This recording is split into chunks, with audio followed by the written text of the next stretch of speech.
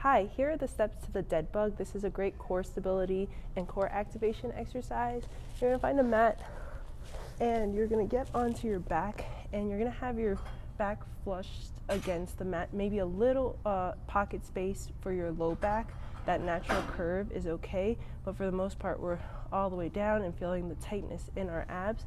We're gonna bring our feet up 90 degrees, toes pointing up towards you, your hands up straight, locking the shoulder blades down. Everything should be pressed to the mat, just a small little pocket space in your low back. That's all you want to feel, slightly elevated from the ground.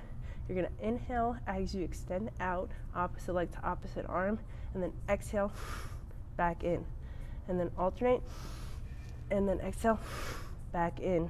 Feeling the stretching of the abs, alternating from arm to leg, and then tightening as you come back in.